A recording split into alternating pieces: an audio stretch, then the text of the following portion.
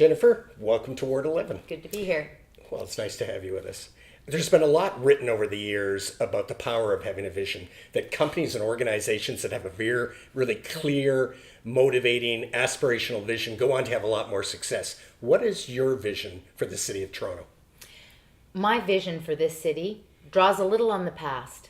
This has always been a city where you can come from anywhere in the world and make a life here with a little bit of hard work and a dream.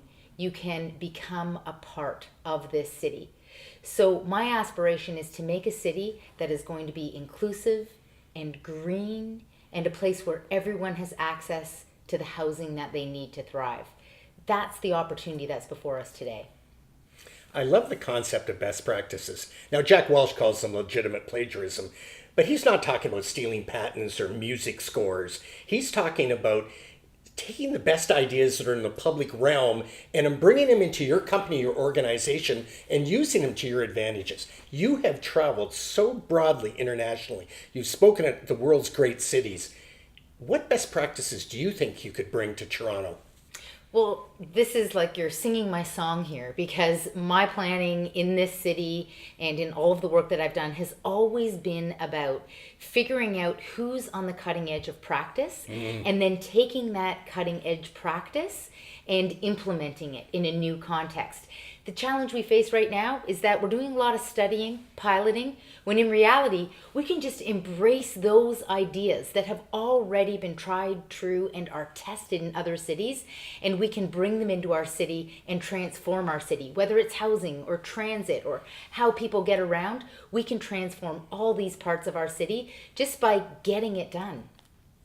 Right now, what's going on in the world, from Seoul, Korea, to San Francisco, to Milwaukee, to Montreal, they're all tearing down elevated highways. Yet Toronto keeps propping theirs back up in an expensive fashion. You've come out against propping it up. Why is that?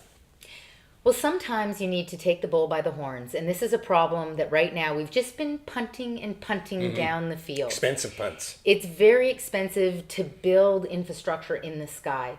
So the plan that I've brought forward is about creating a grand boulevard at grade, opening up 12 acres of land, and taking an area on our waterfront that's really desolate today and turning it into a breathtaking new neighborhood with jobs and commerce and retail.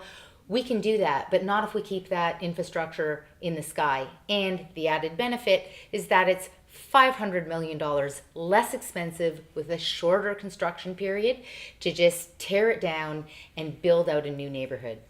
I know from experience in business that no organizations, no companies, no cities can just embrace the status quo.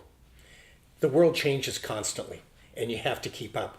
And that's why I really like your campaign, and that's why I support you for mayor, because you're very aspirational. You have best practices. You have a vision for the city. You know what has to be done. You'll make a great mayor. Thank you, Richard.